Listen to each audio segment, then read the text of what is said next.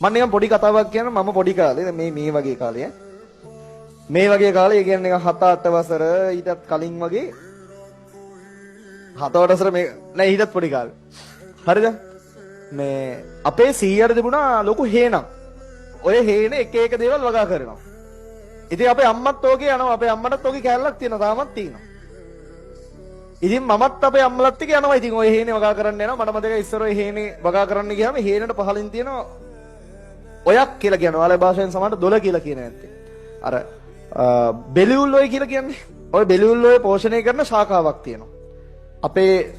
අපේ ගෙවල් වලට පහළ අපේ කන්දේ පහළ තියෙනවා එහෙම ශාඛාවක්.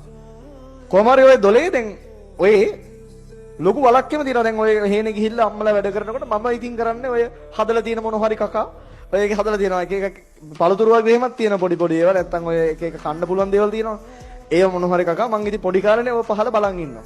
බලන් ඉන්නකොට පහල පේනවා අර ලොකු දොලක් ඔයක් වගේ තියෙන එකේ කට්ටිය නානවා ඒකේ ලස්සන ලොකු වලක් තියෙන. ඒ වලේ කොල්ලෝ නාන්නේ.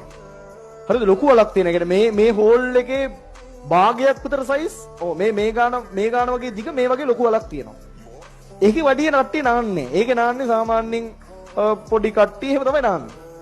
ඊට යටින් තියෙන පොඩි වලක් නිකන් ඔය කැමරාවෙන් ඉස්සරහා මෙන්න මේ කෑල්ල වගේ. ඕන් ඔය කෑල්ල වගේ පොඩි වලක් තියෙනවා. ඕකේ තමයි ඊලන්දාර ටික ඔක්කොම ඉන්න නාන්නේ කාලේ. මම පොඩි කානේ. බලන් ඉන්නවා මම. පීනනවා, යාලා අල්ලන සෙල්ලම් කරනවා, එක්කෙනෙක් පයින්නවා, අනිත් කෙනා දී යටින් උඩට. අල්ලන සෙල්ලම් කරනවා දී යටදී කන්න බෑ උඩට එනකම් බලන් ඉඳලා ඔලුව කනවා. එහෙම කිකේ අර වතුරේ කරන සෙල්ලම් ටිකක් තියෙනවා. එහෙම නේ අල්ලන සෙල්ලම් එහෙම කරනවා. ඒ කියන්නේ ගල් වලින් පන්නනවා, පයින්නවා, ඊට පස්සේ වතුර ඇතුලෙන් යනවා, වතුර ඇතුලේ හැංගෙනවා. ඒ වලේ එන්නම ගැඹුරු ඇති මන් දන්නේ කොහොම හරි සමහර අය ඉන්න මෙහෙම යනවා. හරිද? ඒවසර සෙල්ලමේ ඉන්න කෙනා හොයන වරු නෑ. හරිද? සෑහෙන වෙලාවක් ගිහිල්ලා ඌ කොහෙන් හරි මතුවෙන. සමහරට වතුර වැටෙන දෙන පිහිල්ලක් තියෙන. ඒ පිහිල්ල ඇතුලේ ඌ හංගිලා ඉන්නවා. වතුර මෙහෙම වැටෙනවා ආස්සෙන් ගිහිල්ලා උඩට ආපුවම පේන්නේ නෑ. ඌ ඇතුලෙන් ගිහිල්ලා කියන්නේ ඇතුල පේන්නේ නෑ. ඕවා මම බලන් ඉන්නේ. බලන් ඉඳලා එක දවසක් මට වැඩක් වුණා. අපේ අම්මා තේරෙන්නේ අපේ අම්මට මම ඉස්සර කියන හැමදාම ඕකෙන් නාන්නටයන් ඔතනින් නාම ඔතනින් අපේ අම්මා නාන්නේ අපේ අම්මා කියන්නේ පිහිල්ල ගාව. පිහිල්ලක් තියෙන ඒක තියෙන උඩ. එතෙන් ගියාම ඔතෙන් එන්න බෑ ගොඩක් දුර. එතනින් තමයි අපි යන්නේ එතනින් තමයි නාන්නේ. මම ඕක වද කරලා එක දවසක් එක්කන් ගියා. දැන් ගිහිල්ලා අම්මා දැන් රෙදි හොදනවා ඒ වැඩ ටික කරනවා. එන්නම චූටි කාලේ.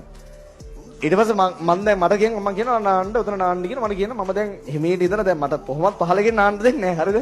මට ෂුවර් ඉතින් ආයේ නාන්න දෙන්නේ නැහැ. ආ කියන්නේ මං ඉස්සර අහනකොටත් බෑ බෑ ඕවයි නාන්න බෑ තාම පොඩි ඉන්නේ කියලා එහෙම සීනි හිටියේ. මට පීනන්නත් බෑ මොකුත් බෑ. හරිද? ඊට පස්සේ අම්මා ෂේප් එකේ රෙදි හොද ඉන්නකොට අම්මා දැන් කවුදාව කතාවට සෙට් වුණා. ඊට පස්සේ මං අම්මට ඒ වල පැත්තට යන්නේ නැති විදිහට වෙන පැත්තකට ගිහිල්ලා ඔහොම ඇවිල්ලා ඇත්තටම වලට පැන්නා. හරිද? සිරා සීන් එක අර මිනිස්සු මැරෙන්න ගිහිල්ලා බේරෙන අවස්ථා තියෙනවනේ. මට එහෙම අවස්ථාවක් තියෙනවා. ඒක තමයි ඒ අවස්ථාව. පැන්නා. දැන් මම යට යනවා.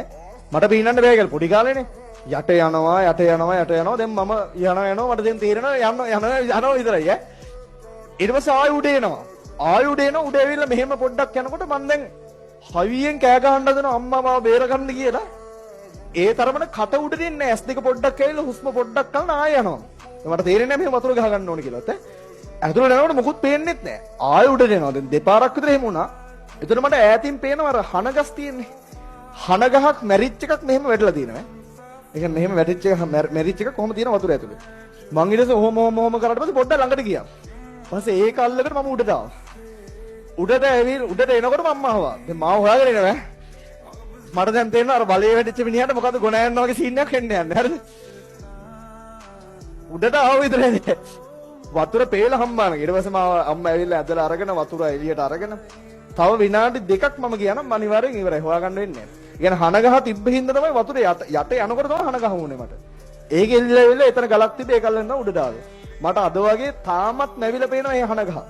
තාමත් ඒ තිබ්බ විදිහත් එක පේනවා. හෙන්නම පොඩි කාලේ ඉස්කෝලේ යන්නෙත් නැද්ද මන් දන්නේ ඒ කාලේ. ඊට පස්සේ මට හිතුනේ මම පීනන්න පුරුදු වෙන්න ඕන කියලා.